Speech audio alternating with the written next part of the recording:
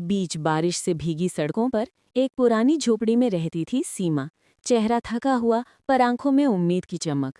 वो हर सुबह अपने सिर पर सब्जियों की टोकरी रखकर गलियों में पुकार लगाती, ताज़ी सब्जी ले लो, सस्ती सब्जी ले लो।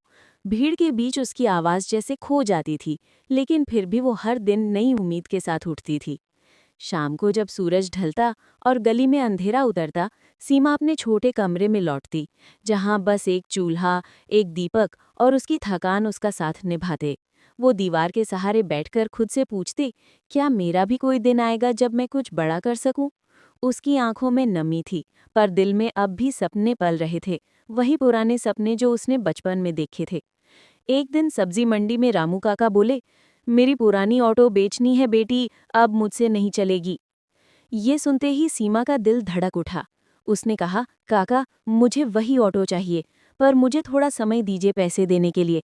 काका मुस्कुराए, ठीक है बेटी, 4 महीने में पैसे दे देना। उस दिन सीमा को लगा जैसे भगवान ने उसकी पुकार सुन ली हो। 4 अब उसकी जिंदगी में एक नया मकसद था। सुबह सुबह वो सब्जी बेचती, दोपहर को पैसे गिनती, रात को आसमान की ओर देखकर कहती, बस थोड़ा और, फिर मेरी ऑटो होगी। दिन बीतते गए, लेकिन पैसे पूरे नहीं हुए। फिर भी उसने हार नहीं मानी। हर सब्जी बेचने के साथ वो अपने सपने को एक कदम करीब महसूस करती थी। 3 महीने गुजर गए थे। उस दिन बारिश बहुत तेज हो रही थी। सीमा सिर पर टोकरी रखकर समुद्र किनारे से गुजर रही थी कि उसे पानी में कुछ चमकता हुआ दिखा। उसने पास जाकर देखा, वो एक बड़ा सा मोती था, इतना सुंदर कि उसकी चमक से आसमान भी झिलमिलाने लगा। सीमा ने मोती को अपनी हथेली में लिया और कहा, शायद यही मेरे भगवान का इशारा है। अगले दिन वो मोती लेकर ज्वेलर की दुकान पर पहुंची। दुकानदार ने मोती देखा और बोला, ये तो असली मोती है, मैं 50,000 रुपए दूंगा। सीमा की आंखों से आंसू गिर पड़े। इतने सालों के संघर्ष का ये सबसे सुंदर तोहफा था। उसने उसी दिन ऑटो खरीदी।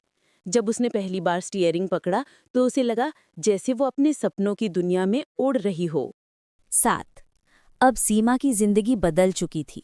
वो सुबह ऑटो लेकर निकलती, लोगों को बैठाती, किराया लेती और खुशी से गुनगुनाती, अब मैं किसी की मोहताज नहीं।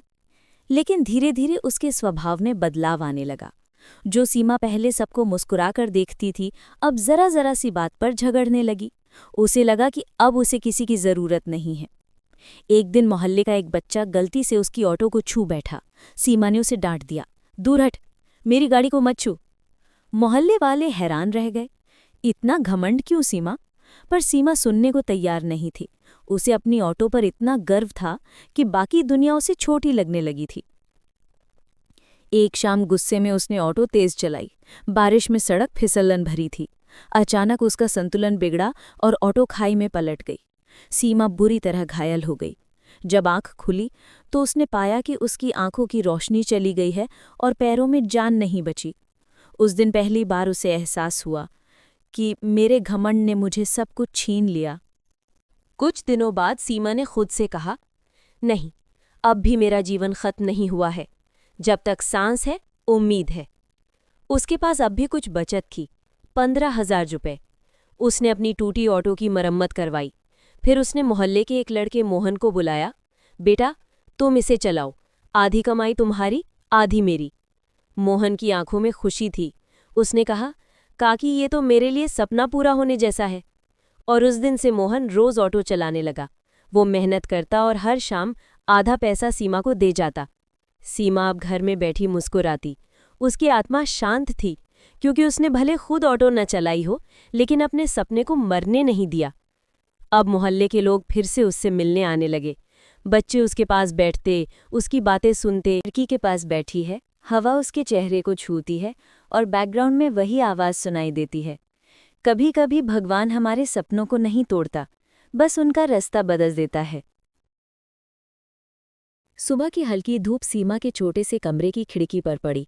वो शांत बैठी थी, हाथों में माला लिए और शहर की आवाज़ें सुन रही थी। गाड़ियों के हॉर्न, मंदिर की घंटियां, लोगों के कदमों की ध्वनि।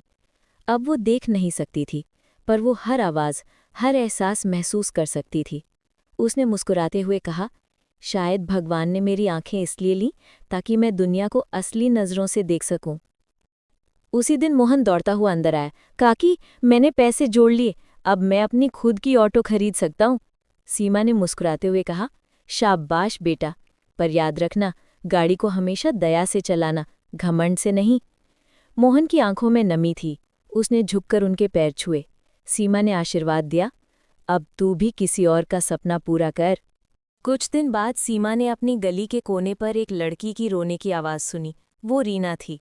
रोते हुए बोली, मेरे घरवाले मुझे शादी करने को कह रहे हैं, पर मैं पढ़ना चाहती हूँ, नर्स बनना चाहती हूँ। सीमा ने उसका हाथ थामा और बोली, जब मैं तेरी उम्र की थी तो जिंदगी चलाने के लिए सब्जी बेचती थी। तू इलाज करेगी, लोगों को जिएगी, डर से नहीं, सपनों से चल। अगले दिन सीमा ने मोहन को बुलाया। हमें रीना की मदद करनी है। दोनों ने मिलकर मोहल्ले से छोटे छोटे चंदे जुटाने शुरू किए। हर कोई थोड़ा थोड़ा देता गया। सीमा ने भले ही आंखों से ना देखा हो, पर हर कदम को दिशा दी। कई हफ्तों बाद रीना को नर्सिंग कॉलेज में दाखिला मिल गया। उसने सीमा को गले लगाकर कहा, आप मेरी जिंदगी की रोशनी है। 5 वक्त बीतता गया। अब रीना पढ़ाई कर रही थी। मोहन की 2 ऑटो चलने लगी थी और सीमा का घर मोहल्ले का मिलन स्थल बन गया था। हर शाम लोग आते, कोई बच्चे, कोई महिलाएं, अपने सपनों के साथ। सीमा मुस्कुरा कर कहती, बताओ तुम क्या बनना चाहते हो? और धीरे धीरे वो सबके सपनों को हकीकत का रास्ता दिखाने लगी। 6 एक दिन एक सरकारी अफसर उस गली में आया। उसने कहा, हम स्वरोजगार का कार्यक्रम शुरू कर रहे हैं और हमें कोई भरोसेमंद व्यक्ति चाहिए। लोगों ने एक साथ कहा, सीमा आंटी। सीमा ने चौंक कर कहा, मैं तो देख भी नहीं सकती। अफसर मुस्कुराया, आप वही देखती हैं जो बाकी लोग नहीं देख पाते, इंसानियत।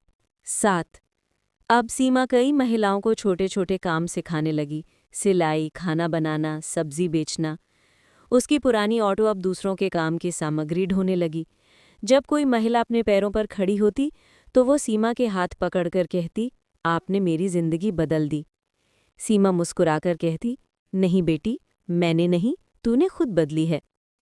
8 एक रात तेज तूफान आया। पूरा इलाका अंधेरे में डूब गया।